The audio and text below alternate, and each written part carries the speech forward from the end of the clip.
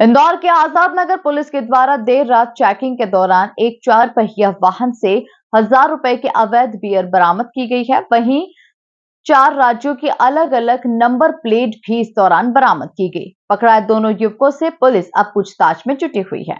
पूरे मामले में जानकारी देते हुए additional police commissioner Amit Singh द्वारा बताया गया कि अवैध रूप से मादक पदार्थ और शराब तस्करी को रोकने के लिए पुलिस लगातार अभियान चला रही है और इसी के तहत आजाद नगर पुलिस द्वारा एक 4 पहिया वाहन को रोककर चेकिंग की गई तो उसके अंदर से 20 पेटी बियर की बरामद हुई जो कि 540 लीटर है। पकड़ाए गए युवकों से पूछताछ करने पर उन्होंने अपना नाम दीपक चौरसिया निवासी भोलाराम उस्ताद मार्ग और योगेंद्र सोलंकी बताया है जो कि मूल रूप से उज्जैन के रहने वाले हैं। वाहन में से पुलिस ने 4 राज्यों के अलग अलग नंबर प्लेट भी बरामद किए हैं जो कि काफी संदिग्ध नजर आ रहे हैं, जिसको लेकर पुलिस जांच पड़ताल में जुटी हुई है। साथ ही शराब किस ठेकेदार से लाई गई थी इसको लेकर भी जांच पड़ताल शुरू कर दी है। लगातार जो अवैध गतिविधियां हैं उस पे सीपी साहब के निर्देश पे कार्रवाई हो रही है। इसी क्रम में कल आजाद नगर पुलिस ने 540 लीटर बियर के साथ 2 आरोपियों को गिरफ्तार किया है। इसमें 34-2 की कार्रवाई की गई है। इसमें जो शराब के ठेकेदार हैं या अन्य लोग जो इन्वॉल्व हैं, निश्चित तौर पे उनके विरुद्ध भी सख्त वैधानिक कार्रवाई की जाएगी।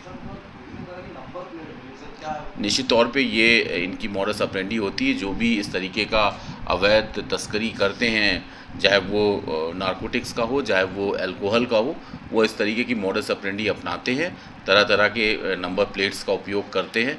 हम ये भी देखेंगे कि जो गाड़ी पकड़ी गई है कहीं वो चोरी की तो नहीं है। इस सब पक्षों को आज़ाद नगर पुलिस खंगाल रही है। जो भी तथ्य सामने आएगा उसमें कार्रवाई की जाएगी।